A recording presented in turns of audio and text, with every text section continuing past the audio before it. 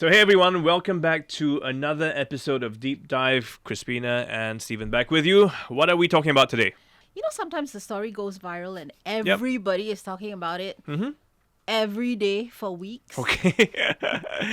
So we're talking about the samsui woman mural in Chinatown. that's right. Okay, Steve, I'm sure you saw it. I saw that, yeah. Smoking lady on the wall. Got some people upset. Yes. Were you upset? I didn't bat an eyelid, and when I first saw the story, I was like, "What's the big deal? What's the fuss? Why are people so upset?" Okay, it didn't like strike you that, you know, a samsui woman, you know, painted this way, young, beautiful, having a cigarette was like, you know, something Because that's the different? way it was. That's the way it really was back in the time. So I just thought it's just a picture showing how things were at that time. Yeah. I didn't read too much into it. For those of you who don't know about the story, the landlord commissioned an artist to draw a mural. It didn't go through the approval process, and then there were concerns about whether the picture, which shows the woman with a cigarette in her hand, fell foul of Singapore's anti-smoking position. That's right. So, long story short, URA eventually fined the landlord $2,000 for not getting permission, but the mural has been allowed to stay intact without modifications after public views were taken into account. We're not going to talk about the mural per se, like who was right, who was wrong, should she be smoking, should she not, etc. What we want to delve into is how, you know, artists navigate this space.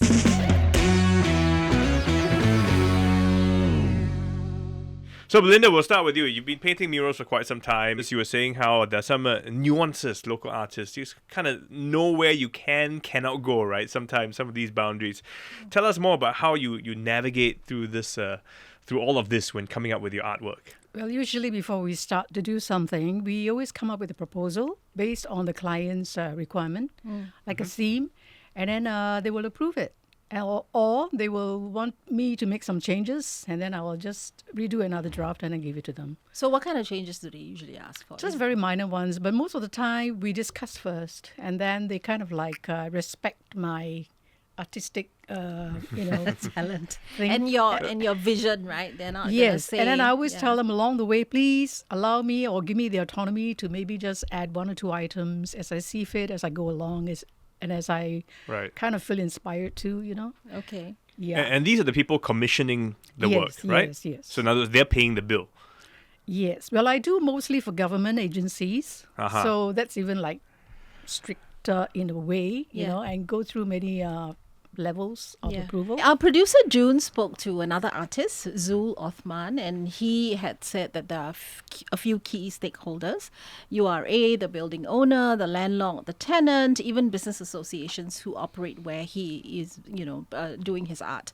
In his experience, everyone on that list would have seen a sketch and sign off, but a few times he's had some problems with the landlord who sees the artwork and wants a change after approving the sketch. Like the one I did at Tekka Center of Miss Lee Kuan Yew.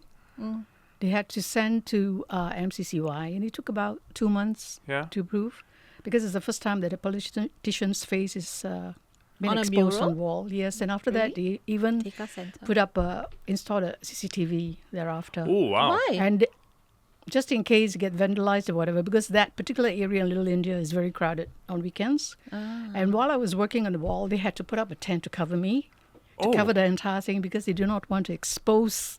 Oh, like his him half-drawn first. face, and maybe it doesn't look nice, things like that.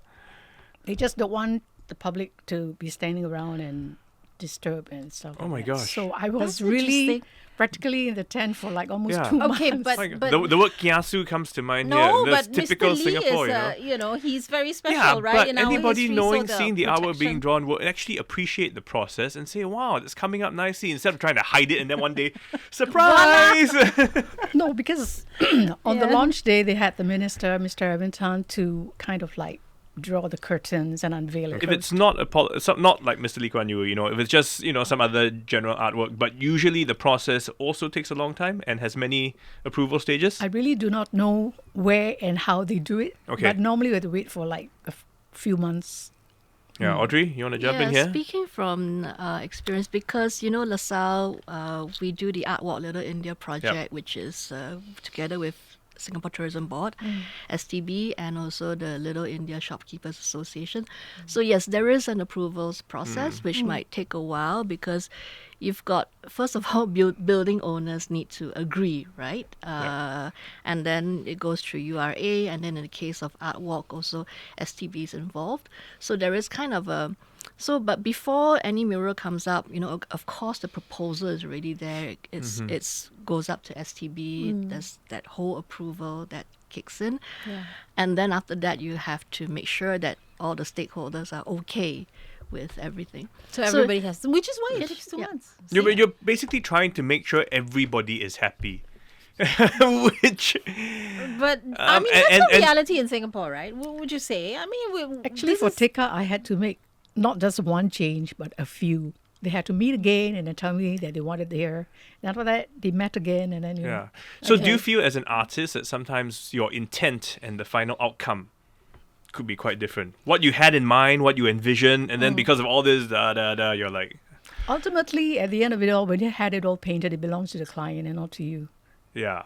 But you're the artist, and so it's your correct. But talent. then you also have to respect what they wanted, and they always want, when you paint for the government, and they always have to add in diversity of races and stuff like that, because we are a diverse, culture with races, different races. So that's a good point, right, Audrey? I wanted to ask you this. I mean, we know what are the red lines, for example, right? We don't do anything that offends race, religion, overtly sexual, etc., drugs.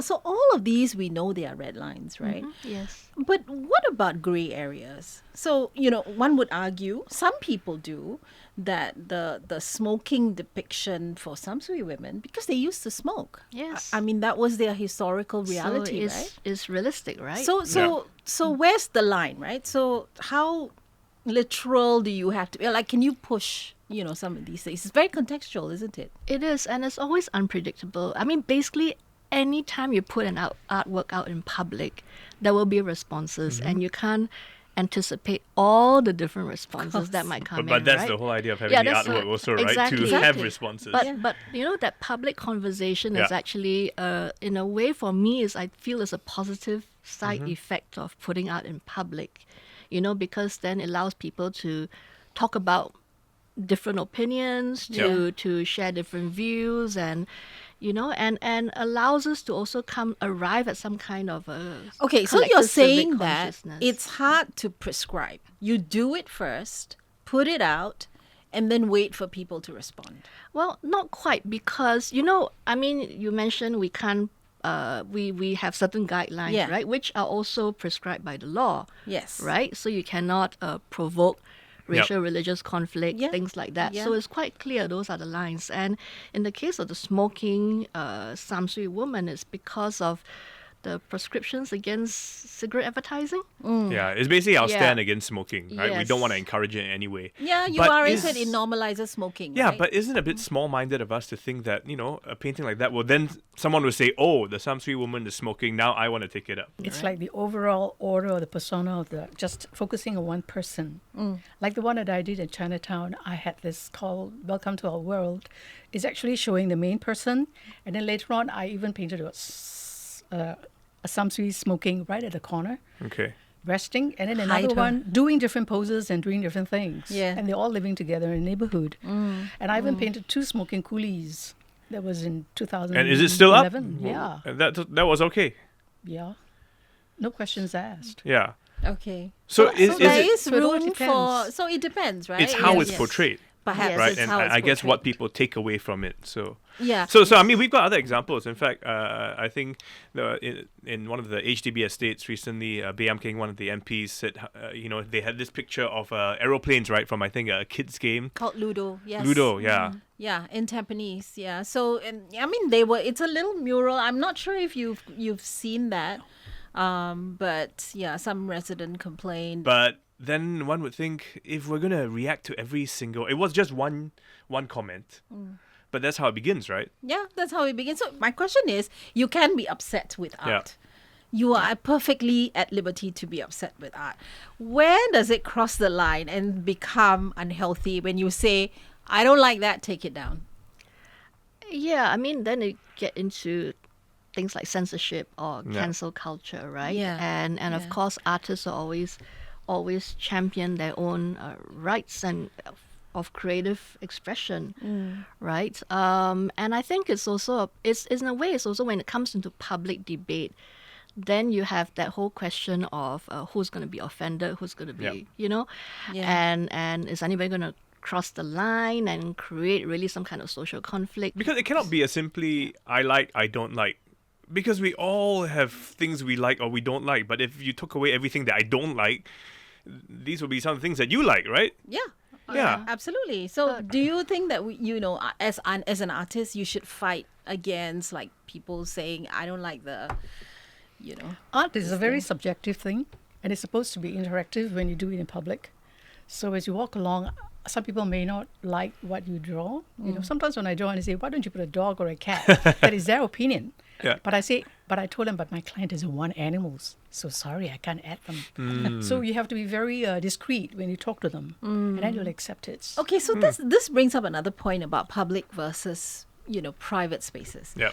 I suppose you could draw any number of things you want in a museum because you need to pay to see it. But public spaces, people don't have a choice, right? They're passing by and they see your art. So are there different factors at play? Sometimes when I do for, say, a particular precinct, like a HDB blocks, they would show it to the residents first. Right. And then they take a poll. Yeah. Like the one I did at Pongo, they had an art competition. Yeah. And then they chose the best 3, and they put up the 3 for the 3 walls. No, I mean, that's also Yeah, nice. so happy, that's Yeah. lovely, right? Because you live in the community. Yes. So you should kind of have a say, right? What do you think, Audrey? Especially if you're doing art like in a HDB estate, people walk past every day. They are the residents, right? And I think they would feel some sense of ownership. Which is why whenever there's all these community mural or art projects, usually the residents are involved in some way, whether it's polling for the favorite artwork or in some other way they participate to paint the walls as well, that kind of thing. It's because it is also their space. I think when it comes to art in public spaces like this, it is different from putting in a museum or in a gallery, because you have to consider the public sensitivities. But sometimes Yeah. in some public spaces, there's some really ugly artworks, in my opinion at least, right?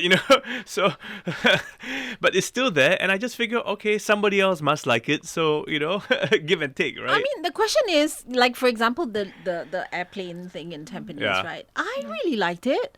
How we being a bit sensitive? Like, are we too quick to... Could be oversensitive. Yeah. I mean, and sometimes when you're too quick to just take down the work or make adjustments to it, then you shut down the conversation. Okay, right? so but what can we do, right? You can't deny that public sentiment can be very strong. Right. So if I'm URA, of course I'll be freaking out if somebody is like really upset about something, right? So I have to take that into consideration, for example, or the landlord or the tenant, whoever. So but how do we navigate this? How do we say keep it, don't keep it, adjust, don't adjust? Like what's the... Well, I think if you are commissioning a mural, I think you need to be able to defend it. You need to be able to defend your decision about why you had those elements in the mural, right? Right. And you need to be prepared to stand up for it, right?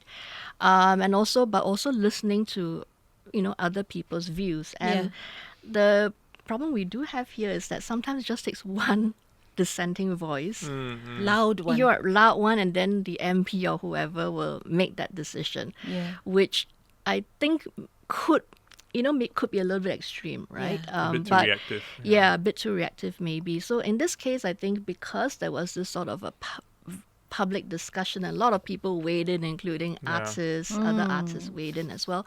So I think URA said, okay, we're going to reconsider. In fact, I think this was a good way in that sense, that there was a discussion. Yeah, the outcome was great. I think we had an open discussion, points of view were heard, and a decision made. This is how real life works, right? Yeah, like I may not like the color that they painted my HDB block Yeah, on, but the majority of the residents chose that color. So right? what? You just live with it, right? I mean, you just, No, imagine this. If my HDB door, I painted bright luminous pink, really ugly, and you have to walk by it every day.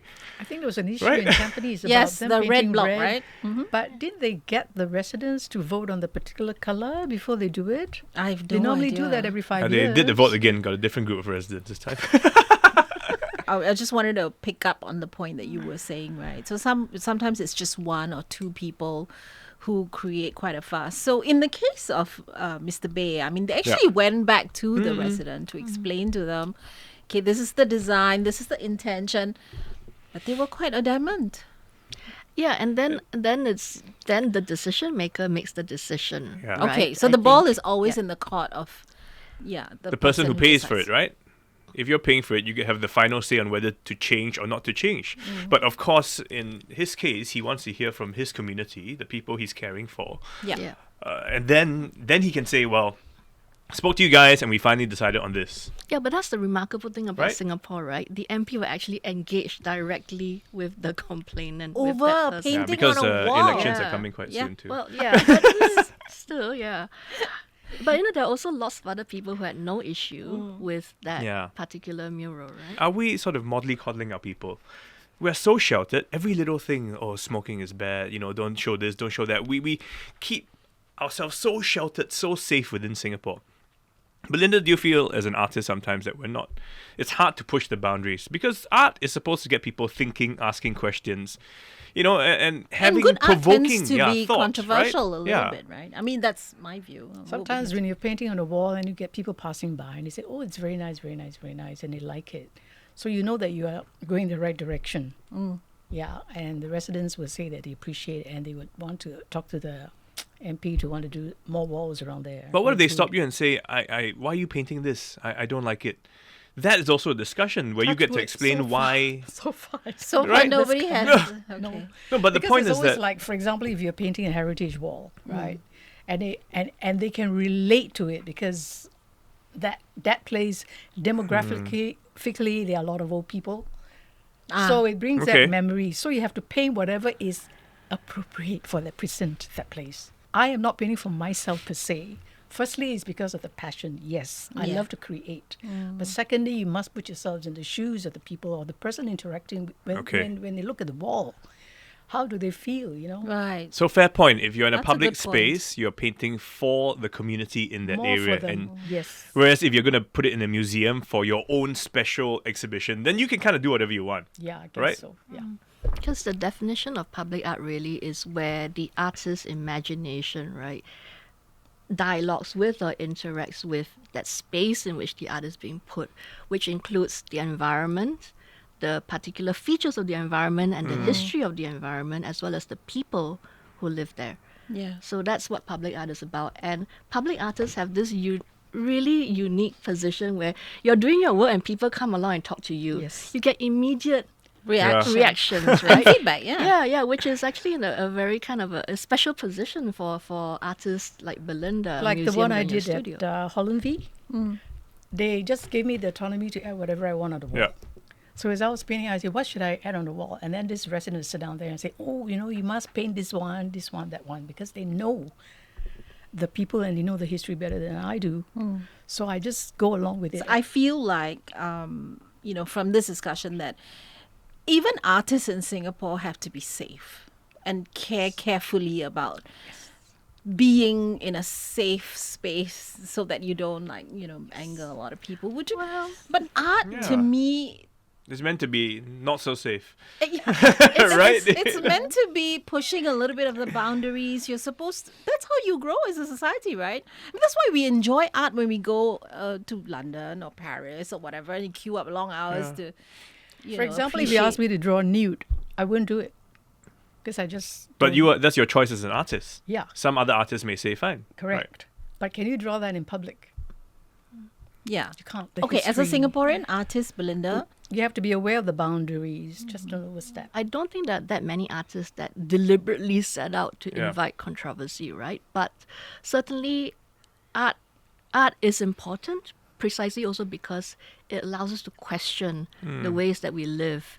It allows us to come up with new ideas, to look at things with a fresh perspective. And that's really an important role for art in society. But again, right, when you're putting up art in a public space like HDB block or whatever Yep. it is, you are doing it for the masses. Your audience is that big audience, and plus you have all the public regulations and all that, so the artist needs to negotiate that. And I think public artists, community artists are aware of that, Yep. but that is their role, right, to negotiate between all these different Yeah, social of groups and all course. that. Yeah. If they are making art like for themselves, or somebody else is commissioning it, right? For instance, a museum is commissioning them to do something, and they say we want a political theme or whatever it is. Yes. Then they can Correct. put their own voices into it. So I think you can put and you should put your own voice into it, but again, what is the context that you're working in? Yeah. Right. The other thing is that in Singapore, all our public spaces are very Yeah. well regulated. So there is that, right? It That's takes that. months Pros and Yes, cons. of for course. your It's a ideas to reality go lah through. that we're Yeah. living in Singapore. Just be lucky your artwork doesn't like go over the drain too. Otherwise, you also have to go to PUB besides URA and SLA and Depends on HDB. And Any like final thoughts about this whole thing about navigating art and actually to extend it further to make Singapore really vibrant and interesting. Not just murals. I think maybe the people here now are more outspoken. Yes. In the past, they just get quiet and they're very compliant about a lot of things. So it just takes one person to complain about Okay. this samsui thing. I think it's just one person saying that she looks like a prostitute, and then it starts the whole thing. yeah. So it's just one voice. But the majority of them are okay with I think we do have quite a lot of public art now, and you actually do see that there is Yeah. a higher level of appreciation among Singaporeans for aesthetics and for art. Yep.